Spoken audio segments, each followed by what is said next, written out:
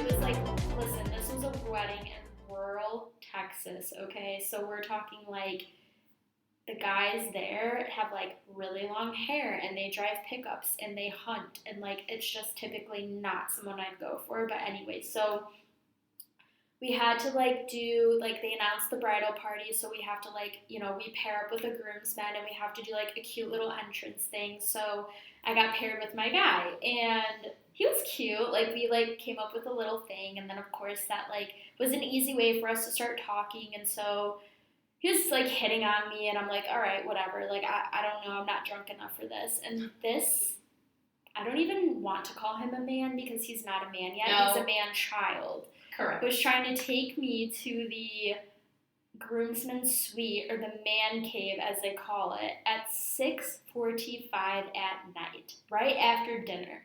And I was like, listen, child, like I know exactly what you're trying to do here. It's not going to happen. Like I am not drunk enough for this. It's way too early. Like we haven't even started dancing. And this is like, again, this is my luck. Like I just don't understand why this happens to me. So I don't know, we're like flirting, talking throughout the night, blah, blah, blah. Well, I had a couple drinks in me at this point. Basically, I was like... She was like, fuck it. That's basically what she was like. There's nobody else here, and he's cute. I mean, he's a little young, but like... Yeah, that's the thing. I'm 28. He's 21. Okay, so it's weird now that I'm getting up there in the sense that there's people like 7 years younger than me, and it's like you're barely an adult. Like, right. You just were able to drink this year. So we made out behind a tree, okay, is what happened, and I did not go any further because it just would have been weird, and even drunk, I was like, I can't do this. But like, that's my little like juicy like wedding details, I guess. I don't know. It just, yeah. It was funny though. Epitome of my dating life. It's quite entertaining to witness though for me. Like I was like, well, at least someone found someone to have some fun. I always manage to be sometimes the center of attention when I don't want to be. Yes. See, I tend to fly under the radar, even though I would like attention sometimes. And it's crazy. No, I get attention when I want attention. I don't get it, and then when I don't want it, it's always like when you don't want it is when you get it. That's true. So I don't know. I'm also just like loud and like kind of in your face. We didn't finish the rest of oh my god, I can't even talk. The debauchery of that wedding night. Oh yeah, so then we like get to this house, this get out house. I'm alive, guys. Don't worry, I made it. But and then we're like literally, I don't know how this happened because Thank God that Chloe didn't drink and was able to drive us around. We had a DD. We just want to make that right. Oh yes, sorry. Like we are not dangerous people. Please, person. But I was very drunk. So what happened is I was the maid of honor and I was like super, super, super nervous about my speech. Like I couldn't think of anything else. I couldn't relax the whole time. And then after I said my speech, I was literally like at the bar, give me 5 drinks. I need to catch 5. Like I need to catch up. And I literally like then got belligerently drunk. So 10 out of 10 recommend. Please stay sober for your speech, okay? And then get relaxed. was a great speech. Like, I'm glad that you were the maid of honor and you gave your speech, and you also kind of had like a funny, like you were the maid of honor that caught the bouquet, and I was rooting for you. I'm like, it has to be either one of us. We were rooting for you. We so, were all rooting for you. Yes, exactly. If you know that reference, yeah, you're. But exactly. No, but I'm happy that you were the one that caught it because you deserve it, and I need it to be a sign from the universe that you are gonna find your man. Like, it's going to happen. I mean, it'll happen eventually. I mean, I feel like honestly, though, I have been itching for one for a little while, but like now that the prospect of like moving and like having my own place is like, I'm not as focused on that because like I want to decorate my place completely myself. I want no male input. Negative male, none. Exactly. It's a really nice feeling. I want to just be able to like have a space and just go at it. So like I'm not super like thinking about relationships right now. Still open for the casual business, but I just hope that it's like a cute thing, you know, like, oh, like I caught the bouquet. Oh yeah, I've always wanted to catch the bouquet. Exactly, like I have a wedding bucket list. I really do have a wedding bucket list. That's a good little thing to manifest is a wedding bucket list. Yes. So but I truly feel in the depths of my heart that you catching that bouquet was just confirmation that at some point you will find your match and get married. Yes, I hope so. I mean, it's one of those like little like old wives' tale, stupid traditional things, but I still find some like enlightenment in it. I guess. Yes. Okay, so wait, we have to like wind back a little bit because we've been all over the place with this wedding. So yes. I did want to know too, like, do I want to bring this up on here? So there's the 21-year-old, right? I'm not gonna say his name, but I made out with him behind the tree and something kind of disturbing happened. Like, yes. I was very taken aback. He slapped me in the face, and I get that some people like to be slapped and choked, but like it was, first of all, it's not the time or place. Like we were hidden, but we're still in public. Right. You didn't ask me. I don't know you like that either. Like I feel like that's something you do once you're comfortable with men are so bold. Like that's why they say men have nothing but the audacity because like they just really don't like, think and they the just audacity. They just do it. Like even that guy that pet your head, like the audacity to do that to some like guys are just that's I feel so like bold. True. I don't know. So like why does it always happen to me that people literally think they could pet me, they could slap me? Like what is wrong with you? Like I don't know. Like that's what I'm saying. Like something's not right if like I'm attracting this behavior. Right. I don't think it's necessarily that you're attracting that behavior. I genuinely think like I said, guys just don't think sometimes and they just do it in the moment because they think or they're like under the impression that like that's what girls want. Like I feel like guys don't listen to what girls want anymore. And here's how I know it's true. These dating apps, it's literally tragic. The photos, like, did you try it all? They're all the same photos. Like every profile looks basically the same.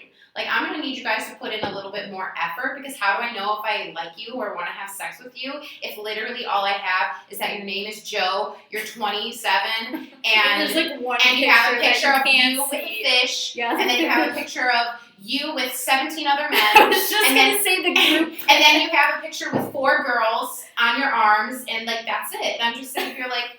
That gives me literally no information about you. Guys are the worst with pictures because they'll post like their Facebook picture from high school. They've been posting pictures of literally themselves at 16 years old. Like, yeah, sir, I'm not going to be attracted to a 16-year-old that make me a pedophile. So if you could please try a little harder. But they literally do that.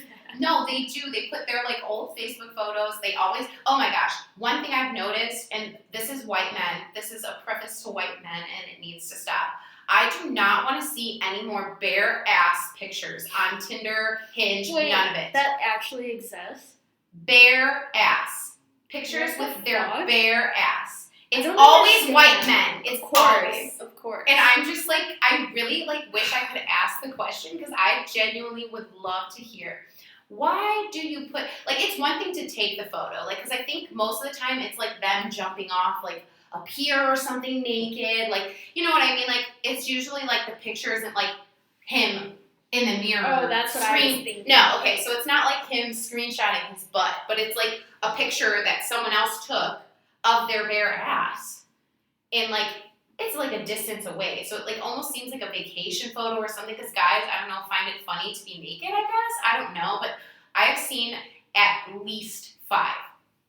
And to me, that's 5 too many. That's crazy. I don't want to I've see never a seen stranger's one. ass. Yeah, like the fact that that's a thing, I'm just like, again, why is this our dating reality? I don't understand. That's not even the worst of it. There's seriously a guy that's in our area that has a like life-size doll mannequin that he brings with him everywhere. Her name is Lauren, and I've come across him about 17 times. I almost want to block him so that they stop showing him to me. Like, that's unacceptable. But I am genuinely entertained by him adding new. Like, his are the best pictures on the app. Weirdly enough, homeboy with the doll has better pictures than most of the rest of the men, because he updates them too. This man, him and Lauren out here living their best life. Well, why is he on the app if he has Lauren? Like, I don't know. Maybe they want to expand their relationship. That's also a lot on the app. This a lot is of a couples. reality.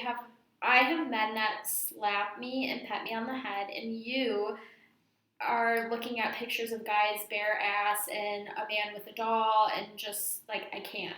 It is genuinely crazy. Like, but like, I try to look at it more as entertaining, because then I feel like I'll just get sad thinking about how tragic the dating pool is. But like, I wonder if this is karma for something I did either in this life or a past life. It has to be, because like, I just don't understand.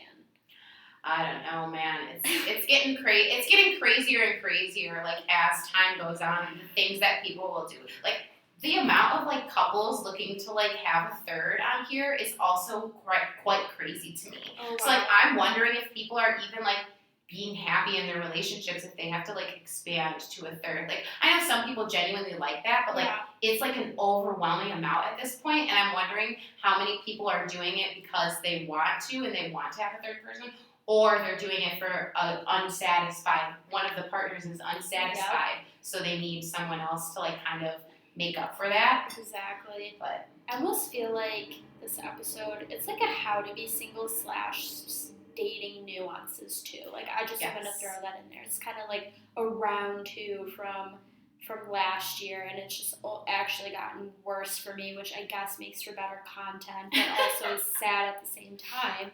But again, at least I have a friend that can relate in some ways, because it's rough out here, I swear, especially in COVID. Like, I don't want to hear another motherfucking person in a relationship complain about anything ever again. Like, you try being single during COVID. Like, what's that meme that's like, some of you haven't been single during COVID and it shows? No, literally. No, genuinely. Because, you know what? Nothing bothers me more than my taken friends shitting on me being single. Like they're like, you don't need anybody. You're fine. Like, shut the fuck up. And I'm sitting here like, you have someone, so like, what's up? Like, what's up? Like, let's talk about it. Right? Like, it's real like, easy how to about say. you shut the fuck up? It's real easy to say like, oh, you don't need a man. You just do you, girl. Like, how about you just do you, yeah, girl? Exactly.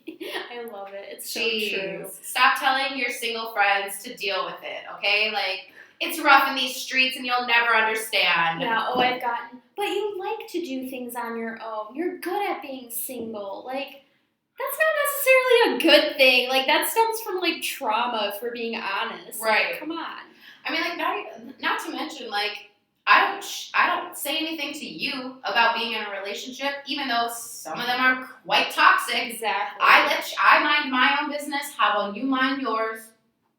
I gotta stop, because now it's just gonna get like too specific and personal if I keep going on and on. I'm not trying to do that, but again, this is my podcast, it's my life, and so if I say something like, hey, if the shoe fits is all I'm gonna say. Right, exactly. We can have a private conversation outside of this if need be, because I'm just at a point where I just don't give a fuck anymore. Like, I'm gonna say what I want and not, like, I'm just done making other people feel comfortable to make myself uncomfortable. Like, I'm not doing it anymore. So if you truly have a problem with something I'm saying right now, we can have a conversation. Like, come at me. Do you actually have the balls? Like, let's go. And most people don't. Not to be, like, super, like, abrasive right now, but that's just the point that I'm at. Because before, I'd really, like, be careful not to, like, bring something up too specific about like people around me that I know, or even about COVID and like afraid of offending people. I don't give a motherfuck anymore. Like, I don't.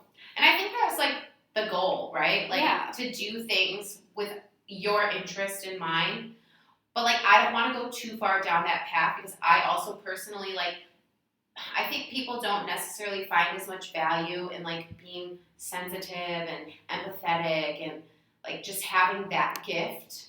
I don't feel like people place a lot of value in that anymore, but I still do. Like that is something that I like about myself. So I don't want to lose that. So it's kind of hard sometimes to find the balance of like worry about myself, but not completely neglect others. So I'm still working on that for sure.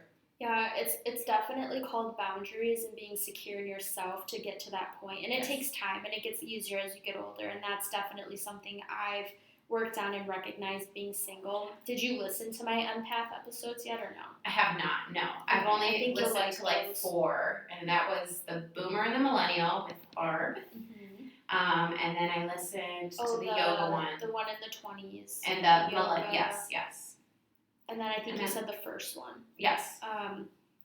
Yeah, so, I don't know. I mean, I'm trying to, like, reel back to, like, what I want to talk about right now.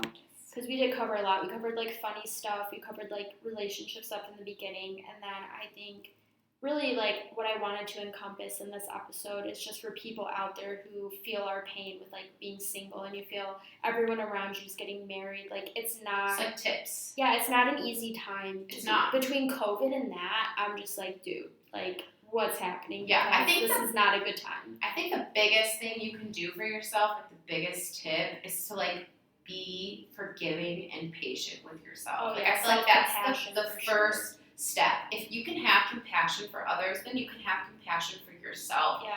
And I think like sometimes it's easier to see people like looking from the outside, like it's easy to see like their mistakes, their pain, how they feel, but like you're not looking at yourself in the mirror usually when you're feeling this pain and when you're crying or when you're hurting. Like, so maybe like I feel like the act of seeing it makes it easier for you to be compassionate towards another person, but you really need to work on being compassionate towards yourself. Because if you're forgiving and compassionate towards yourself, you make it through things a little bit easier. You come out unscathed, I feel like. So I'm so glad you said that because I feel like you're very emotionally intelligent, which is why we get along.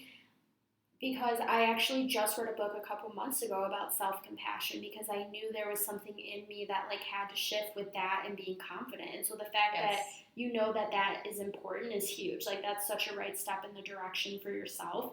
And so it's just nice to be able to like relate to somebody in that way because it feels very isolating and like you're the only one going through it. Like nobody could possibly understand. Right. And so there's been studies on like just being kind to yourself like truly makes a difference. And so that's an important piece of being single. It's really like being kind to yourself. And I would say like my biggest tips are like find what you're passionate about. What are you interested in? What sets your soul on fire? And like that's essentially what I had to figure out for myself, and I am like as time goes on it gets easier. Like I love doing the podcast. I'm so glad I tried it.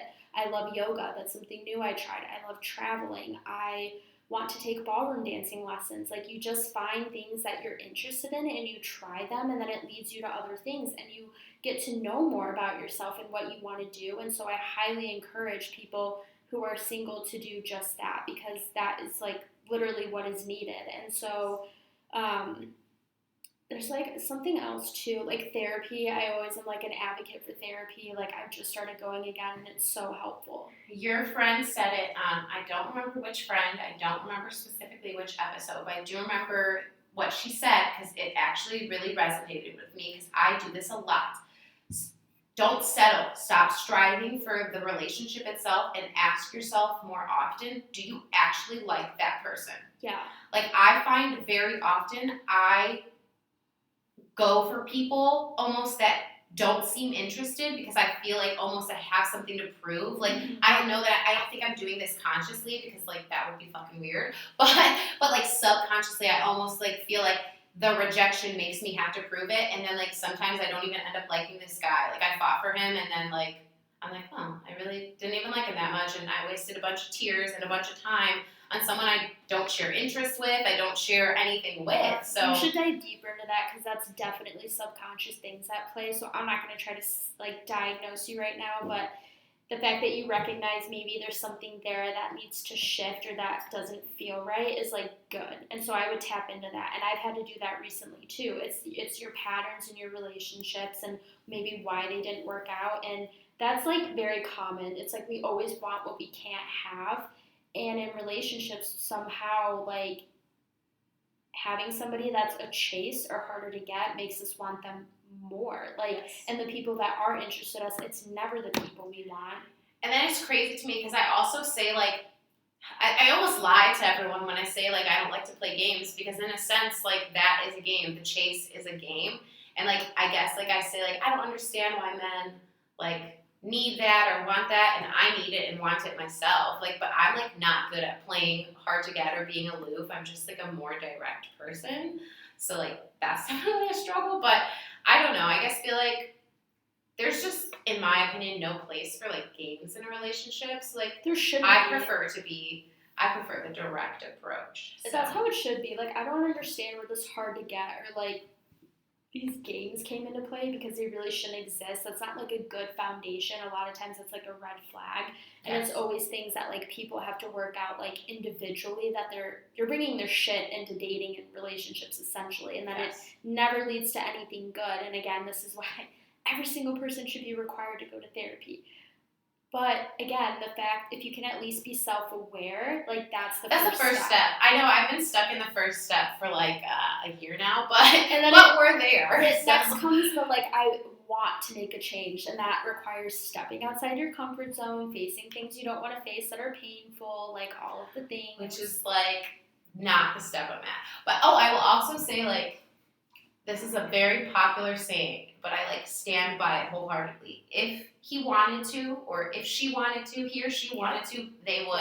Yeah. Like keep that in the back of your mind. Like the energy that a person is giving you is really important. And if you're giving way more than they are giving, then it's not beneficial for you to even continue to entertain it. Not for casual, not for relationship, like not at all. Like I have been in casual relationships as far as like I've done just like one night stands, I've done fuck buddies, like I've done all of it really, and it's the same. It plays over all of those. Like I don't want to be the only one that's like I want to enjoy the sex too. Like you know what I mean? Like if they're not putting in that same energy, just because it's casual, it doesn't mean we both should be equal. This should be all relationships should have mutual benefits for both of you. Like don't let it be only about that person.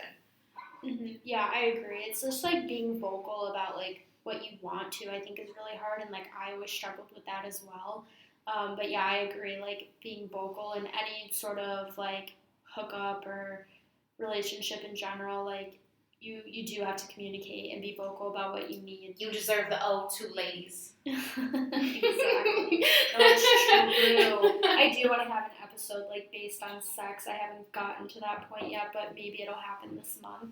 Like just solely speaking about like sexual things and nuances and all of that. So stay tuned because now the wheels are turning. But, no, there was something, I hate when I lose my train of thought. Oh, I remember now. So I got really good perspective. Like I had a turning point. And it came from an Instagram video, nonetheless, which I wasn't expecting. So my waste of time scrolling wasn't a waste of time this night because, so like I love to read the comments on like the Instagram reel videos, or yes. I don't know if you read like the comments on TikToks because some of them are really funny. So there was one, and I don't know if you've seen it, but it's like someone dancing, and like the caption is, it's like a girl dancing crazy, and the caption is like, me around guys that like I'm not interested in. And it's just like her like letting loose, having fun, being confident, and then it changes to like me in front of the one guy I like, and she's very like reserved and shy and quiet. Right. So that me to a T. Like, so I feel that for sure. And then in the comments, you know, people are talking, and it's always like, why do we close up and feel insecure and like we can't be ourselves around someone we like, and therefore we don't attract them, versus we are ourselves around people we don't we aren't romantically attracted to because we don't feel like we have anything to prove. Like, we're not Right. insecure, we're not overthinking it. Hence, why they are attracted to us is because of that, because of Yes, our that's authentic true. confidence. Like, we're chasing away, like, the person we want and we don't even know it. And granted, that's just like a natural response, but it's like if we change that, like, and again, it goes back to like just literally being authentic, confident, and not giving a fuck, and then maybe I will like attract more of like people that are aligned with me. Like, does that make sense? Like, Right. Well, because I feel like when it's people that you're not attracted to, it's not like confidence that you have to have. You're just being yourself. right. Versus when it's someone that And you that's like, attractive to that you feel person. right because you're just being yourself, but like you're not thinking about it in that aspect. Like Right. I'm being confident right now. You're not. You're just not paying attention to any of them. The difference comes into play when it's someone you like. Like you feel, of course, the need to like come off attractive. So it's almost like you're trying too hard to be. Yeah, you're like pushing that. it away. You're doing the opposite, Yes, and you yes. don't realize it because in your Yes. mind you're thinking you're doing what you're supposed to do to like impress this person. Right. Meanwhile, you're like attracting someone completely different for different reasons. Like, I don't know. It just Right. for me, it gave me so much perspective. That's because true. It reinforces yet again what I have to work on in the sense of just be fucking confident. Like, why Right. is it so hard? I think because you're trying to tackle it as this is a goal. I I need know. to be confident and Yeah. get confidence. I think you can let that kind of thing happen naturally as you're working on yourself. Like you're going to start to get more confident the more comfortable you get in like your therapy and your self-love and your Right. like self, like that progression is that's when the confidence is going to come. Like I don't think it's something like you can just wake up and be like, all right, check, I'm confident now. And that's like, what my brain does. Hello bitches, it's me, Adriana now. I'm The waiting new- just for like that snap, like a switch. Like, and I it's just don't gonna think go that's how off of confidence works. Like I think you either It doesn't, and you're have right. it or you have to find it, and it's just And that's what a my journey. analytical brain thinks, that I can make a step-by-step process, and it I don't know. But yeah, you're right. It's just something that has to like happen naturally on its own. Yeah. Like, Just yeah. like with finding like a relationship or dating, like literally the best relationships always come when you least expect it. Yes, but like I feel like that's like a big problem of mine is that like I'm kind of always like in the back of my head looking for it because I know. that is kind of something like I have always kind of wanted to like have a husband and kids and that Right. kind of thing. So like I have always wanted to have both. Like I didn't want a full blown like career. Like I'm not trying to be a doctor or a lawyer like or anything that like keeps me like very stuck in work.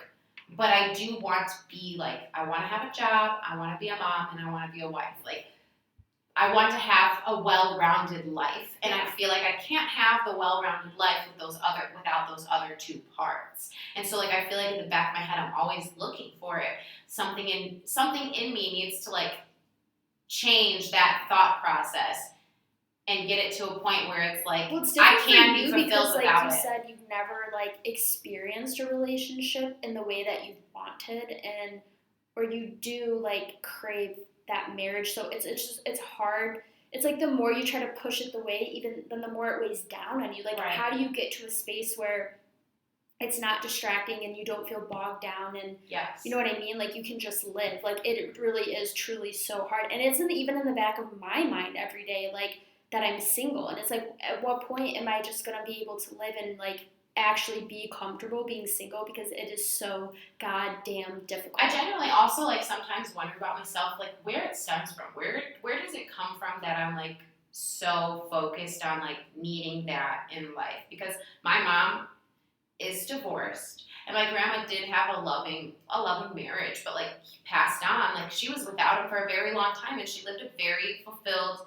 Like this lady was going out running errands every single day at the store, shopping. Like she was out and about. She enjoyed being around her grandchildren. So like I have seen fulfilled women without men. Yet something in me still feels like I cannot be fulfilled without that extra piece. Yeah. So I don't know. I mean, you're not the only one. Like, I think there is some evolutionary, like, aspect to wanting to have children and, like, find a mate. And, like, that's what animals do. Granted, we're not animals. We're more complex than that. But, like, don't beat yourself up for wanting it. is going to happen when it's supposed to, and I'm sure you're so sick of hearing that, and like I have to tell myself the same things, but I truly also think that, and I always say the universe, but it could be God, whatever you believe in, like there are just things that like you have to do on your own before you're ready to get to that point. Same with me, like literally I had a psychic tell me, yeah, you're going to be single for a while, and it was like the worst time for her to tell me that too. And so, like, I should have asked her, like, okay, elaborate, like, how long is a long time? Right, Because right. that's not what I wanted to hear. But, like, I understand now why she said that. Like, I had to get my motherfucking shit together. I needed to experience living on my own. There's so much internally that has had to change for me. I have had to get to know myself and truly what I want. And like all of that wouldn't have been possible if I hadn't like been single, or I know that yes, I'm going to be single for a while, and so it's the same for you. Like I think you need to experience living on your own and find true fulfillment in other ways. That's true. I think like my biggest thing is that it's been such an extended amount of time. Like I feel like I have Like had you feel it taken will never time. happen. I feel like I genuinely gotten through. Like I'm not saying like I'm 100% like up to where I need to be. Like I still have self work to do. But like I feel like I have spent a lot of time like getting to know myself, because what else was I gonna do? Like I was single, so I think I'm at the point where like it's hard being single in this world, because it's not even just like the people around you. Like I feel like almost the world is not set up for single people. Like specifically in Chicago, to rent a place by myself, like it is insanely high. Yeah. Like it's like not even set up for you to be able to do it on your own, because really you have hard. a home, you have to have a house, a car, a job, a this and that, and like when you're doing everything by yourself, I cook for myself, I pay for everything myself, I drive myself everywhere, like, and I enjoy that freedom, but after a certain point, it's like I'm exhausted. I want someone to like. I want someone to lean on, Yeah. and I never in my life have really had that. Like I guess I kind of leaned on my grandma. My mom more so leans on me, so I don't even really have that. At least like emotionally and kind of financially right now. So I just feel like no, I feel it's that. kind of and tiring, and like because I'm almost at the point where I want a relationship, not just because I want a relationship, but just because I'm tired. Like it's hard living life by yourself, doing everything by yourself. Like it really gets to a point where you're just like, I'm not tired. I spend a lot of time inside and just like rest, because I guess I fucking needed it. Like yeah, no, that's definitely hard. Like, and I even said, for example, traveling out of state for like a wedding is so much easier when you have a date and it's someone to split all the costs with, and like logistically, it literally just makes more sense. So even affording going to a fucking wedding as a single person is a struggle. So I feel that, but I obviously recommended therapy to you, but I don't know, I still think that, and I'm sure you don't want to hear this, but I say it like out of love, like I think there's still things that have to happen for you personally in order for you to attract the relationship that you want. Right. Well, yeah, because what I attract right now is men that want sex. And that's because I like don't think I'm really projecting. I think like people always tell me like I say I want a relationship, but they don't think that I actually do, because they think that like I kind of thrive by myself, and that like I don't actually try to build relationships. I just want it to happen. I just want it to be there. But like you have to go through the point of building it up. Like it's not like I went on 2 dates with a guy and now he's in love with me. Like, and I think that's what comes from like the movies and the rom-coms, because they're so fast. But like that's not real life. There's stuff. These things are happening in the movies over months. Like it's like not really like it happens right there. 2 dates, and like that's like Hallmark. That's not real life. So I feel like I like look for that instantly, and like I'm ready for it right away, and like that's very scary to men. Like that expectation. That's the other thing that really trips me up, is like I have this expectation in my head, and when it's not met, it's the end of the world, or like I can't, you know what I mean? Like we build this thing up of how we expect it to be, and then when it's not, it's like so disappointing, it's depressing, we don't want to try. It's just also really hard being at the age that we're at, because like I said, everyone around me is literally in a relationship, getting married, settling down, so then it reinforces the singleness even more, but in not in a good way. You know, it's hard to not feel lonely and isolated and like you're doing something wrong. And, you know, it's funny because I went to my friend's bachelorette party last year. There was probably, I think, 10 of us, right? Okay. So Right. decent amount of girls. And guess who the only single one was? I'm going to go with Adriana. Yeah, great guess. At a bachelorette party, the only, like, I'm just so sick of wait a constantly second. being the only fucking single person. I need you to repeat that. Wait a second. This was a bachelorette party. A there bachelorette party. And Wow. hold on, I'm going to count the girls right now. This is crazy, guys. Yes, 10 girls. And out of 10 girls, I was and that's the thing. It's like, I don't care about being single. What's making me miserable is that I have no one to relate to. Like, Right. Where's my group of single girlfriends? Right. Like, it's just like, it makes it so much worse when you feel like ostracized. It's like the Yes. world is doing this to me and I don't get why. Like, it's actually Yes. like a sick joke. Yes.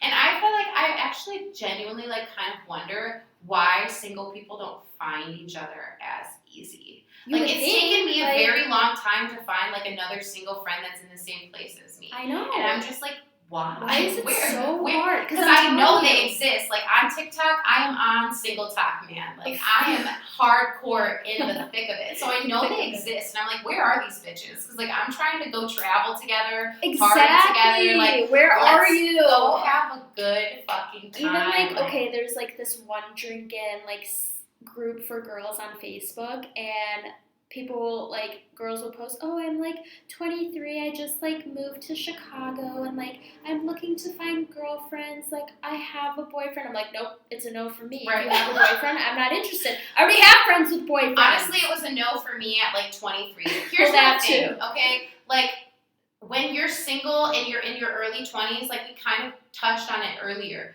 there's a different stigma around you. So you still don't really understand. Like, the stigma around being 23 and single is like, oh, she's having fun, she's cute, she's living her life. The stigma of being 27, 28, 29, 30, like, is she's gonna be an old maid. Oh, men just don't like her. Oh, she's undesirable. And it's just like, damn, all right. So they can't even relate. If you're too young, you can't necessarily relate to it either, you know?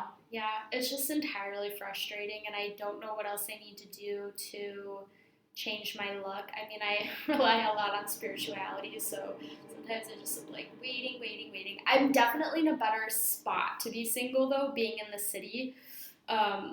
And like, you obviously are going to be down here all the time. I'm encouraging you to move down, but our goal has to be finding like where, because this is the thing. It's just like, I have no interest in being in a relationship. Fuck that. Where are the single girls? I cannot even find single girls to, like, this is problematic. Like, I don't know. I mean, where's my Sex in the City single I'm not gonna life? lie. Like, I also feel like I have no male friends even. Like, I would genuinely even like a male single guy friend. Like, single people at this point I will accept. Like, I want single friends that just want to go out and have fun. Because I actually feel like single guys in like the friend group are always fun. Yeah, having exactly. a lit ass time. Like, Right. I want that too. Like, I guess like I'm just feeling like, I feel like that makes me like extra self-conscious because it's not even like not having a relationship. It's like I have no group. Like, how are these people going out squad deep? Like, Where's 10 my of you. like Jersey Shore group of single Seriously, like friends like- that I could just go and like go clubbing with and have fun with? Like, where do I find these people? I need to know. Seriously, I feel the same way because it's like when you're in a relationship, it's not even just that like it's not that you're not fun when you go out, but it's just like you don't feel the need or the want to go out as much anymore because you kind of almost like succeeded in your goal. Like, you found someone, you want you're to content, spend time and you with want that person. correct. So it's like, what's the point of going out? And so almost like it feels like a chore for them at that point, getting ready. And No, I'm determined. I'm hoping like over the summer people will be out more. Like, I have a pool I can go to at my building. So that's another hard thing, but that is like city specific. Weather. I feel like, weirdly enough, weather plays a big role. Well, yeah, because it does. there's like the cuffing season and the not, because when you're like, I feel the opposite as most people though, to be honest. I feel like it's easier to be single during the summer than it Oh, is. absolutely. Like single during the winters, literally wouldn't wish it on anybody. Like right. like literally for watching real. people just like kiss under the mistletoe and go ice skating, and I'm just sitting here like, okay, I skated by myself, thank you. Right. Like literally, like I just I'm like just gonna watch these Hallmark movies by myself. literally, I do everything like in the winter. I'm like, there's like the thing, like you're a holiday virgin. I am a holiday virgin. I've never had the kiss on New Year's. I've never done the kiss under the mistletoe. I've never done the like ice skating with someone. I've like never done any of that Listen, stuff. we're gonna manifest a bunch of things for you. I'm a firm believer, and the proof is in the pudding. I'll show you when we go back up to my apartment. But truly, truly, truly, I probably say this almost every episode. Like, manifest it. It will happen. Like, I know, but I feel like almost like I feel like I'm manifesting, and it's just coming off as like a need and like an eagerness, and I don't want to come off that way. Like I kind of at this point want to like just stop thinking about it in that regard and just like accept and embrace it, you know? And again, like I luckily beat seasonal depression. It is getting to me though, like now that we're in April, I'm like, bro, this weather's got to change. Chicago out here acting wild. Chicago out here in April having a rain / snow / hailstorm. Like seriously, I was like 2 hours ago, I'm like, I don't even know what it's doing outside. I was driving here and I had my windshield wipers on, and it was literally like, oh rain, oh snow, oh hail, oh rain. What the hell is going on? It's absolutely ridiculous. No, but so I beat seasonal depression with distracting myself and overfunctioning. So highly recommend if like you need another way to, beat your seasonal depression, because then you just don't have time to focus on it. But where was I going with this? So, back to being single and how to like kind of beat the, I guess, like mulling over it so much is like really like stepping outside your comfort zone and just trying new things. And like that's really what I did. Like in the thick of winter, being single was like the best time for me to just dive in. Like I did that with the podcast. I literally taught myself and got this thing up and running in 3 months because of that. I tried yoga because of that. Like I've done so much. Like this past winter, it was like starting a new job, moving, like all this other stuff. So like that's harder for me just because of being at home. So that's like another layer to dating, is if you're living at home, like you're very limited, because I personally won't really, I mean, I have had a guy over before, but like I don't really tend to do it. Like I am kind of separated from them. Like I'm downstairs and like no one can really hear what I'm doing or like pays attention at all. But like I still feel like it's like my childhood home. It's my grandma's house. Like I feel weird like having that. So it's almost like I always have to find someone that like either has their own place or like has access to their own space, or we're meeting at like restaurants and stuff like that, which is also fine. But like there's the added layer of like I want to move. I don't want to stay there. So I don't want to start like a lot of new things that I can't like continue elsewhere. You know what I mean? Like I don't want to have, so like I wanted to do a volleyball league. I thought that'd be like a super cool way to meet like guys and girls like my age that are into something that I'm into, because I've always liked volleyball.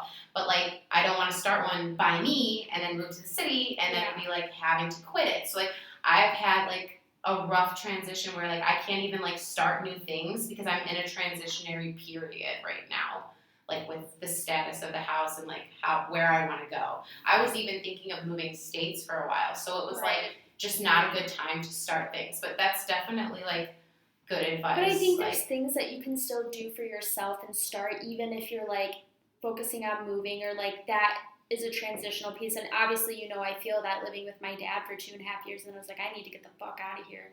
So that piece of it certainly is not helpful when you're single. But even just like, what like do you like to read? If you do, what are books you like to read? What are like shows and movies you want to get into? What are like, I don't know, try to find activities that you can maybe do at home. I watch a lot of shows, so like that is not like, that's when I want to escape. That's a good thing to do, guys. If you're like ever real sad about dating, watch like comedies. Don't watch rom-coms. Don't watch Disney movies. watch like a good raunchy comedy, and it'll get you back feeling good. I mean, I watch a lot. TV, yeah, we all need our time to like decompress and watch TV, but I'm trying to pull you away from that because I think you're in a bit of a rut right now. Oh, for sure. Yeah, and so I sense it talking to you right now, and I'm like, okay, let's like try to, and again, it's not easy, but it starts with small changes, and so it's like truly, what are things you enjoy doing or that you would like to try? Like there's so many things. Do you like cooking? Do you like baking? Do you like reading? Do you like to like go out in nature? Like you need to figure that out for yourself. Yeah.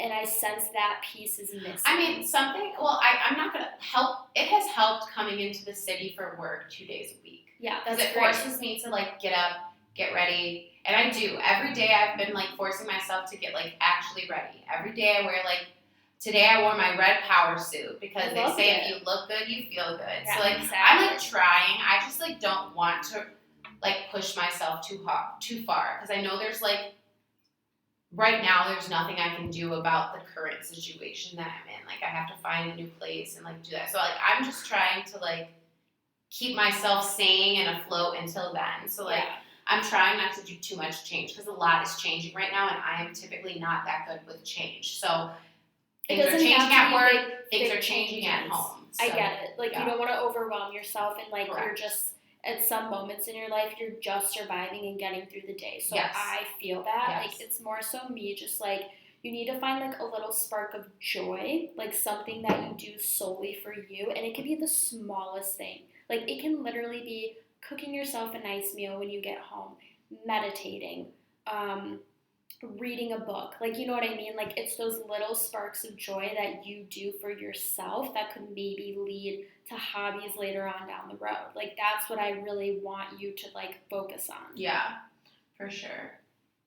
I mean, is there anything, like, in particular you can think of that you would want to try doing? I always, like, wanted to do the whole, I sing. So, like, I used to go to open mic nights with one of my friends that, like, we are no longer friends. I kind of want to get back into that, but, like, I will not go back to the group that, like, we were around because it, like, ended very terribly between me and her, and it was, like, embarrassing. So, like, I could never go back to that group of people. Like, I would have to find a whole new But do you sing group. In the shower? Oh, yeah, for sure. Okay, I sing in the well, car. I sing in the shower. I sing all the time. I enjoy singing, and I still do it. Like, it's not that I don't get any fulfillment, but I definitely do singing more so for me. Like, I can karaoke when I'm, like, drunk, but, like, the open mic nights, I didn't think it would be so hard for me, considering I've been in choir, and I sing all the time. Like, I have a lot of insecurities and anxiety, like, when it comes to other people and not so much about myself. Like, I can appreciate values in myself, but I feel like other people don't appreciate them. So, like, it's very hard for me to show them that because I feel like they don't appreciate it the way that I do. So, like, I feel like singing, I do more for myself because when I do it for other people, it doesn't give me that same feeling of, like, well, you should never do it for other people. You know what I mean? So I think you want people to, like, understand, because it's an art form, like anything else, you want people to appreciate the art that you put out and tell you that you're good, but at the end of the day, that does have to just be it's not even just that. Like, I feel like there's so many things that go into, like, when there's so many things you think about when you're about to go sing on stage. Like, I'm not just worried about, like, per se, like, are they gonna think I sing well? Like, I have to worry about, like, keeping them, you know, are they going to enjoy my song? Like, maybe they won't like my song choice. Like, I have to be moving because I'm not entertaining if I'm just standing here. Like, there's so many things, like, your goal when you're singing to people is to entertain them. So, like, you have to think of that kind of stuff. That's why I feel like when I sing alone, it's more beneficial to me because I'm singing just because I want to sing and it's just for me. But that's, like, the focus that you have to take, because if you ask anyone, whether it's singing, dancing, like, when you see someone on stage and they have that stage presence and they draw you in, like, it's always because at the end of the day, it is pure enjoyment for themselves. They are doing it from their soul. True. Because they act like nobody else is there, and that is what draws people in. Correct. I have never gotten to that point with singing. But it's easier said than done. Like I danced for years, and I felt like I didn't get to that point until right when I was like 18, and I was burnt out, and I didn't want to do it anymore. You know what I mean? So, but I'm saying like I think that at some point when you are more settled, you should go to open mic nights, do the singing for yourself, and just remember like okay, for example, I've been dying to do karaoke. I fucking suck at singing. Like I'll sing right now, and like it'll just be like insanely bad, but I want to do it because it's just fun. It's so carefree. It's like, let's go out and have a good time and just live. And so, like, if you could kind of have the same mindset, like, with that, then I think I feel like it's easier to do that when you're, I mean, like, not to say you're not good, because I've never heard you, just basing it off of what you said. It's easier when you're not good, because you don't have anything to prove. Like, you're already aware that you're not good. Like, for me, it's like, if I will have bad days and it will destroy me. Like if I have a bad performance, like I will be like I will never go up again. Like, but that's why I think you should do karaoke to like get yourself like more acclimated back into that, so you don't have the pressure of immediately like, okay, I'm going to an open mic night. Like start with just doing it for fun for yourself. And I do karaoke all the time. Like I have not like. Me and my job just did it after our work party. We all went out and did karaoke, and it was fabulous. Like for me, I do it. Like dance is like a joy. It's my comfort zone. I still enjoy doing it, and like I want to take ballroom dancing lessons. So when I go out and like if you ask me what my favorite part of going out is, it's not drinking, it's not this, it's not that, it's literally dancing. And I feel like there's not enough places to go out and dance like there used to be. Oh yeah. But like that's the best when I'm just carefree doing it for me, for the pure enjoyment of it. Yeah, I mean, I am not like a dancer in that way. I'll do a little grinding on the dance floor type of thing, but like, yeah, I'm not a huge dancer. I feel like I'm definitely a little awkward in that regard, like when I dance. I don't think so. Not from what I saw. Oh yeah, the Remember wedding, I was like, wait, please tell me I don't have white people rhythm. No offense to white people, I'm white, but like, right. You know what I mean? I generally don't have rhythm. Hey, I saw on TikTok. It was like white people dance to the words and black people dance to the beat. Yeah, I love that. Interesting. I can feel that, but yeah. So I feel like we definitely got off topic with dating, and now we're just talking about ourselves. No, these are but these are like real things that like have to be discussed when being single, because people don't understand that this is like what leads to being fulfilled as a person, which is going to lead to a better relationship, is where you can say, yes, I do this, this, and this for myself because I enjoy it. This is a hobby. Like, yeah, like I just feel like when you lose yourself in that, that's when you really like attract what you want. Yes, that's true. Because I feel like when you're in your head about it and you don't like know yourself, then how can you attract someone? Exactly. You don't know yourself. How can they know you? You know what I mean? Like, how are they attracted to you if you don't even know who you are? So that is definitely important. You're right. I mean, some people like just are in relationship after relationship to the point where like they never have that opportunity, but I wouldn't want to be one of those people. Like as painful and hard as this period has been, like I know it's been the most beneficial for me as an individual, and I see those changes already, and like it's great, and it's not an easy path, but I know that I was given this path for a reason, and it's going to lead to something greater, just like it might for you. You know what I read? It's that I don't know where I read it, so like I can't credit it anything, and I don't know if it's like was a study or whatever, but I read somewhere like that men find women based off of like the time in their life that they're ready and not on the woman herself. Exactly. And I feel like women should have that mentality a little bit more. Like, I agree.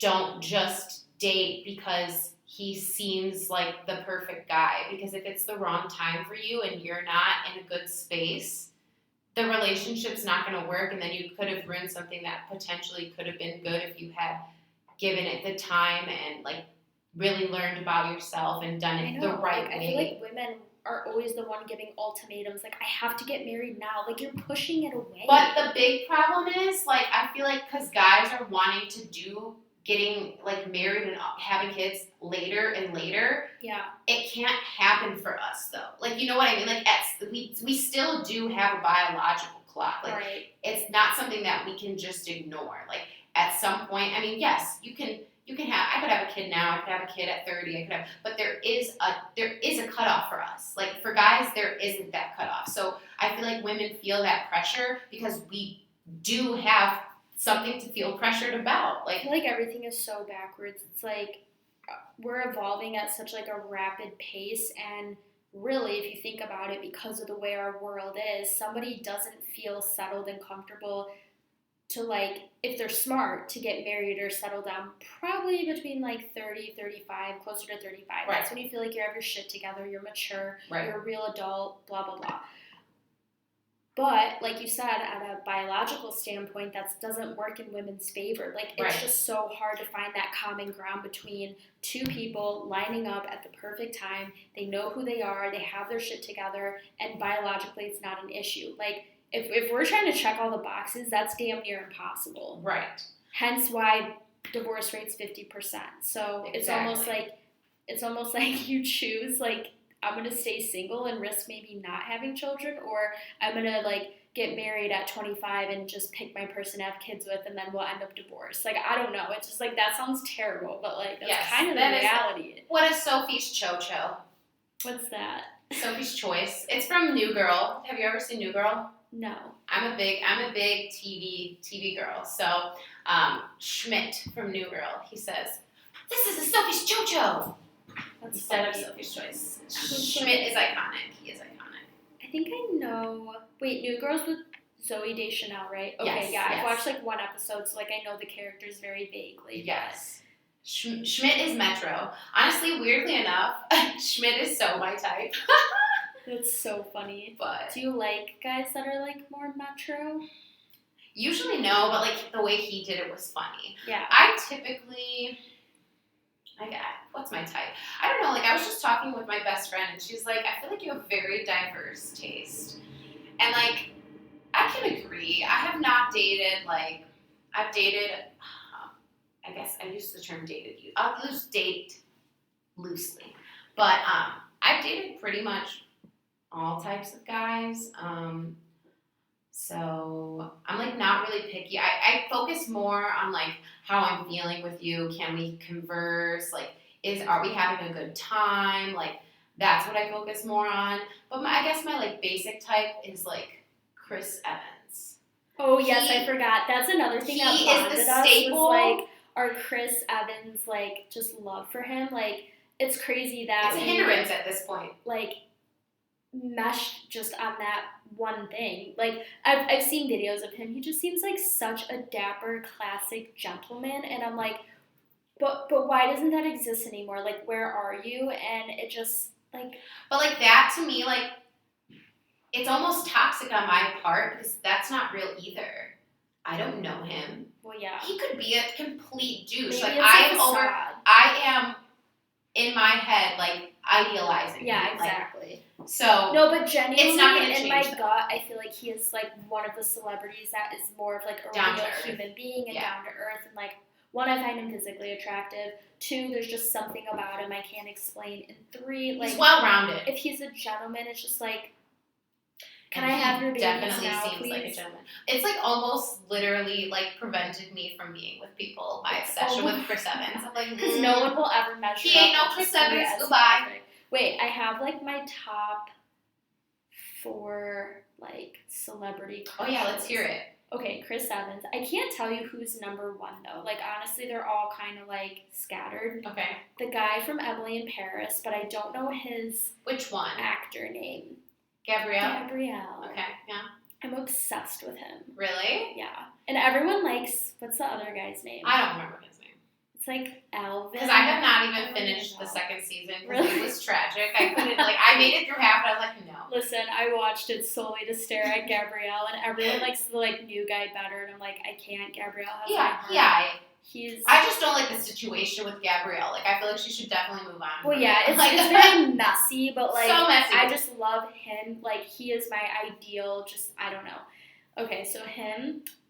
Number 3 would be I was obsessed with Ian Somerhalder, who's Oh, Damon. yes. Damon from Vampire Diaries. That's my show, girl. I almost was like Damien. No, it's Damon. Damon, yes. So you watched that. Were you team Stefan or Damon? Actually, I was Team Stefan. I know a lot of people are. I genuinely, like, Damon was the hotter choice, but, Right. like, Damon was very selfish, and I feel like that's not good in a relationship. No, I definitely think, like, Stefan and Elena were meant to be together. Yes. I'm talking merely for like that actor as a person, like, oh my god, Fine. like, again, Have My So Babies, fine. like, celebrity crush, like, probably number 2. Like, he was up there. Okay, so that's 3. I feel like there's someone else that I'm missing, and I can't think who.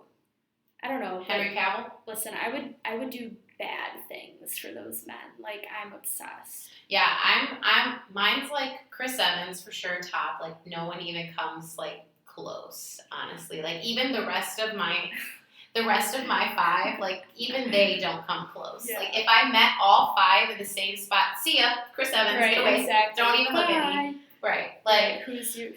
I do really like Henry Cavill as well. Yeah, he's very attractive. He is very attractive. Same kind of vibes he gives me. And, like, they're friends. So I, like, also feel like he's probably down to earth. Mm-hmm. The guy from Divergent 4 is his character name. Theo James, I think, is his name in real life. He is I've seen so that movie, but I can't hot. recall, like, who it is. This is no particular order other than Chris Evans either. It's just who I'm thinking in the moment. I'm trying to think if I like any, like, ones that are, like, kind of Michael B. Jordan. He's pretty up there. He's So attractive. fun. So fun. Jackson Avery, and what's his name in real life? Jesse Williams. He's pretty up there I too. don't know who that is. He's Grey's Anatomy. He's Dr. Jackson Avery. No, I never watched Grey's. Don't even start it. It's traumatic. I was, like, weirdly obsessed with Zac Efron when I was younger. Same. Honestly, Zac Efron, I can say he has consistently been my type his entire life. He grew with me. It was like in high school, I was like, wow, he's fine. And then I saw him in that Netflix series that he had during quarantine.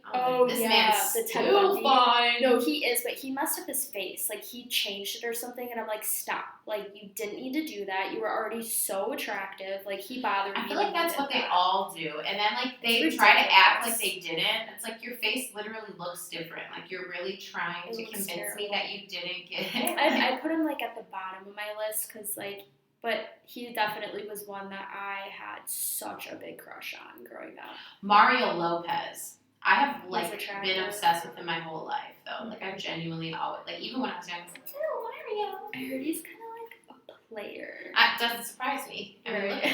look at that man. Look at that man. I'm trying to think because I feel like there'd be more people. Oh, I have plenty. Pretty much a lot of celebrities, a lot of them. So I'm just, like, so picky when it comes to, like, one, people I'm interested in, even, like, celebrity crushes. I'm, like, very picky. Oh, I always had a thing for Leonardo DiCaprio for whatever reason. when I liked young Leo. Yeah. Now I'm, like, now so Leo's over like, it. wait, what's happening? Hey, Grandpa Leo, like, not feeling it. Like, sorry, Leo. He changed so much. He did. He really did. But yeah, young Leo, I definitely, like, I would say, like in real life, my type was always guys with dark hair that were more, I don't want to say bad boy because that sounds, like, weird and cliche, but more in, like, the mysterious side. Like, Yes. like they were, like, I'm not into, like, I don't know, when I think of bad boy, I think of, like, oh, guys that ride, like, motorcycles and stuff. Like, no, I don't give a shit about a motorcycle. Like, I mean, from the standpoint of someone who's, like, mysterious and has edge. Like, yes, edgy. Perfect way to describe. Yeah, exactly. Like, mysterious and edgy, I was, like, attracted to, but now I find it's just more problematic, and that's not what I'm trying to go for in my life anymore. Right. So now that I've been single and I've had clarity and I've grown,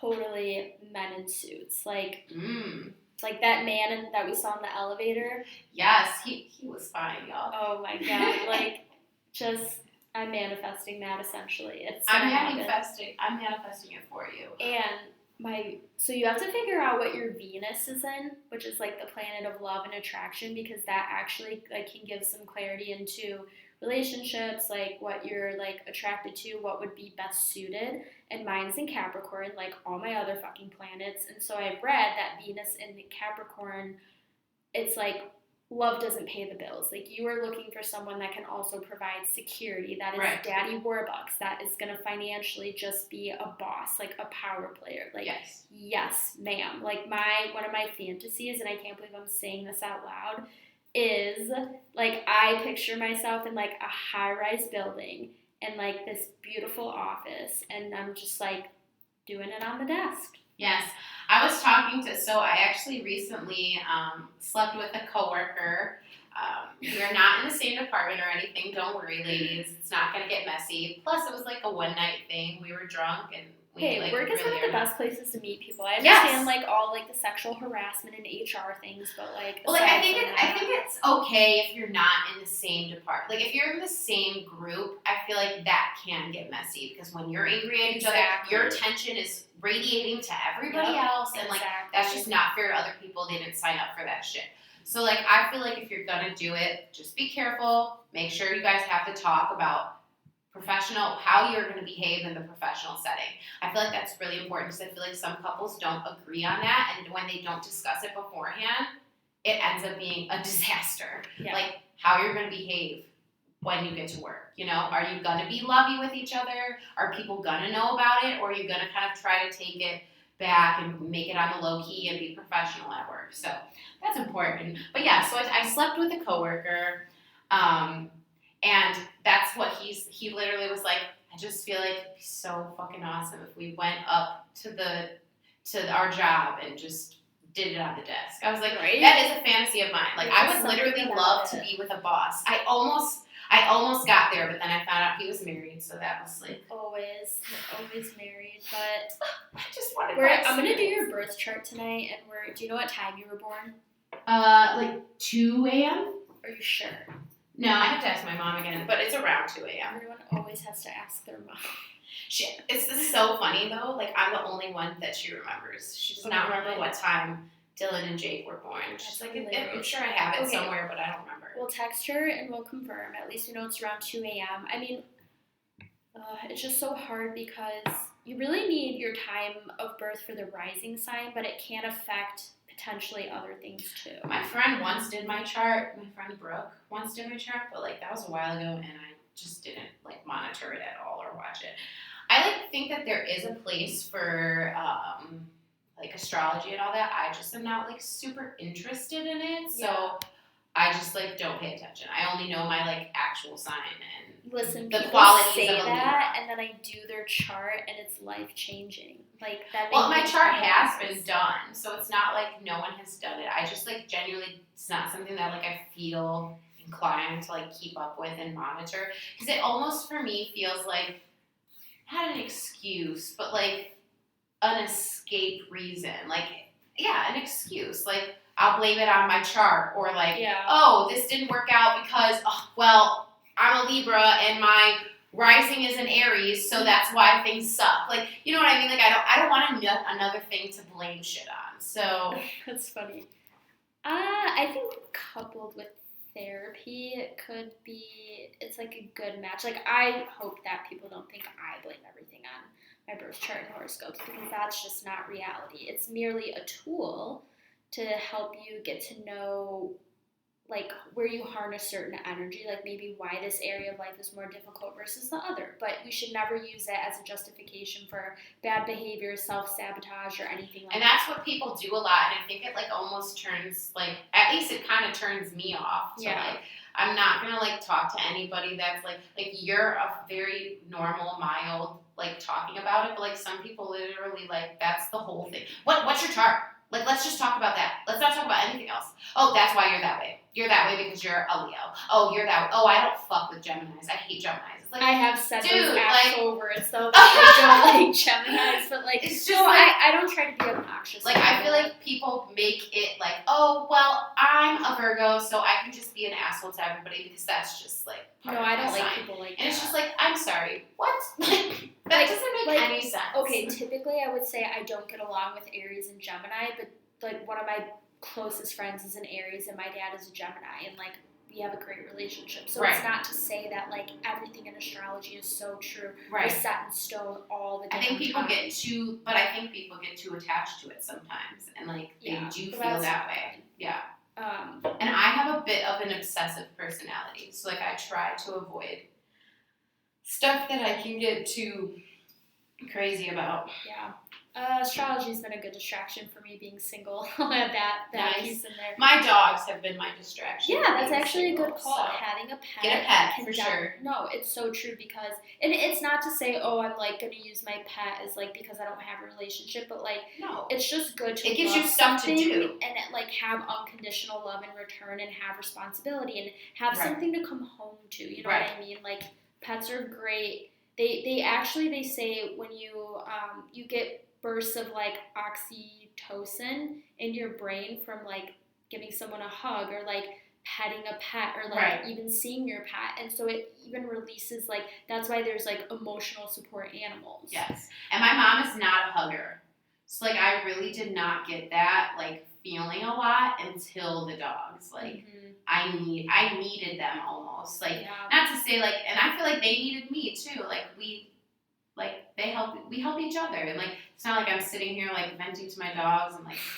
letting them get all crazy because of my out of whack emotions, but like I do, it also gives you like a routine. It gives you something to like focus on. Yeah, like, exactly. I can't just let myself fall down any type of like rabbit hole. Like I can't let myself go because I have two living beings that I'm responsible for.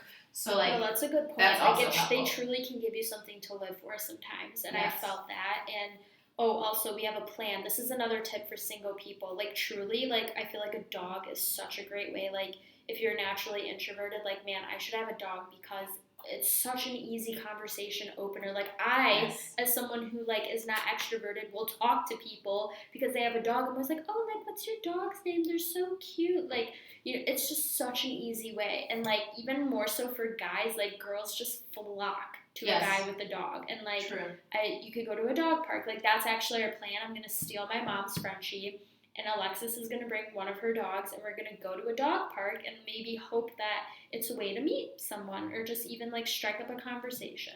Yeah, because I think like that's important too. Like I feel like maybe that's something that people should start doing is like flirting with people that you don't have like an attraction to for like practice. And I'm not saying like lead someone on and like do like that, but like when you're in public, strike up more conversations. Like if you're introverted and like you have to get past that type of thing, like do it to the people that are, it's not like high stake. It's going to be easier. And then once you get used to that and like feel comfortable in that, then you can move on to like, wait, this is the people that you're perfect like opener to actually something I almost forgot to mention on this that I wanted to. Like if you're like me where you are naturally introverted or you just don't feel comfortable like initiating conversation, they say that a lot of times it's because we're thinking there has to be a certain outcome when talking to this person. Like I feel like there's so much pressure, and even more so on men. Like if you're out drinking and it's like, oh, I want to go up and talk to a girl, but there maybe is the expectation of like taking her home, or the girl perceives that, or like there's just the expectation and pressure on what the outcome is going to be, and it's like we have to stop with that. Like it may not lead to anything. Maybe you get this person's number, maybe you go home with them, but maybe you don't and you just enjoyed the conversation. Yes, I think like having expectations is really like negative to your own self-worth. Oh, because then when they're not met, you end up taking it out on yourself. Yep, that's me every day. There's actually this song that I like really love, and it's called Expectations, and like the lyrics are like, I wish I had no expectations, like because they're never met. So exactly. like I feel like that is like, I feel like when I go into anything, not even just relationships, when I go into anything with expectations and I get let down, like it is super damaging to me. Like it's even today, like I'll be having a good day and I'll stub my toe and I'm like, why me? And like, why in my brain am I expecting to not have anything bad happen to me? There's 24 hours in a day. Like it's not, and life is hard, you know? So it's like, just like try to limit your expectations that's a good advice for people. I agree, and that's something that I really have to get in my head more, because I do rely so much on like the picture and the expectation in my head, and then of course, like you said, when it doesn't happen, it's just like shaming myself, beating myself up, feeling bad about things that I shouldn't at all. And so Yeah, I just think that actually is like a really important piece of dating in general and even like approaching somebody. Like for me, like if I'm scared, like I don't know what's going to happen when I talk to this person, and that's okay. It's okay to not know. It's okay to not have expectation. It's merely just being able to like step outside my comfort zone and put myself out there. That's really what matters. Who cares about the outcome? Right. Oh yeah, like the other day I was in McDonald's and I tried to be like nice to this guy in line, and like he had kids, so it wasn't like hitting on him, but like he totally just brushed me off, and like it hurt my feelings so much because I was expecting him to be sweet about it. Yeah. Like, cause he like is a dad coming in with a bunch of like rambunctious kids, so I'm like, oh, he's probably nice, and he was like a total jerk. And even that small interaction, that small expectation is enough to like set Ruin your me, day. like Yeah. ruin me. Yeah, upset me. And it's like, so like as someone who nannied, like that dad is probably so in his head and overwhelmed and just trying to get the kids Right. from one place to another that it just completely went over his head. Right. Meanwhile, you're sitting here like, bro, like you actually should have like apologized, like you like, you know, whatever. But it's just so different. Yeah, because I feel like this is another thing, like at least that I do, and I feel like a lot of single people do, is that like we almost set ourselves up for failure in that way. Because if you are so focused on getting what, like they're not thinking about you as much as you think. You know what I mean? Like, and those expectations I think counteract that. Like, you need to stop going in with the mindset that they owe you something or that they need to react a certain way, because that's just not the reality. Like, no one owes you anything. So, I don't know. Expectations are almost dangerous. They really are. I read this quote and it said, expectation is the root of all heartache. And like, I kind of found that to be like very true. Yes.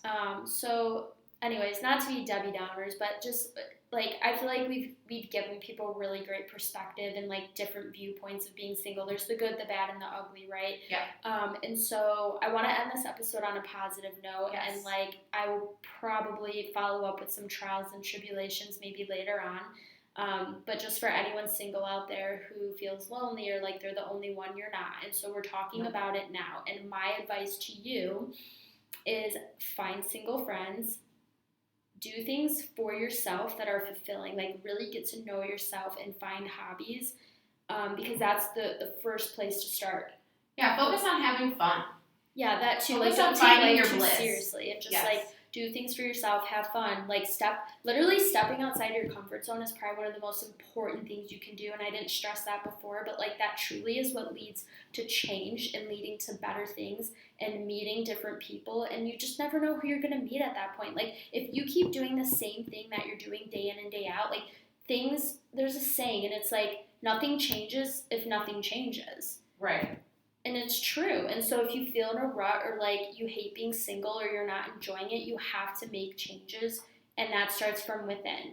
And obviously, like we mentioned too, just like not having the expectations. So if you can take these pieces or anything that we said is helpful, then my job here is done. But no, this has been like these like podcast episodes are not only therapeutic for me. I don't know if it was for you. It was.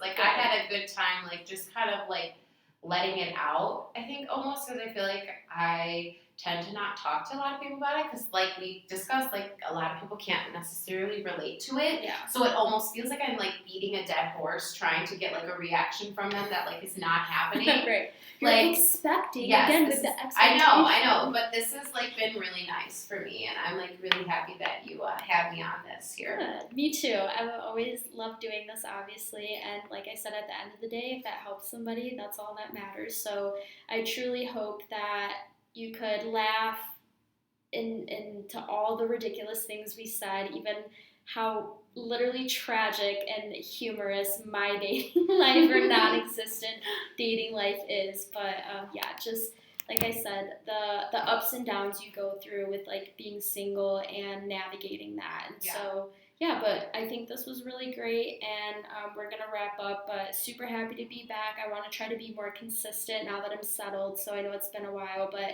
as always, thank you all for tuning in, and we'll see you next time.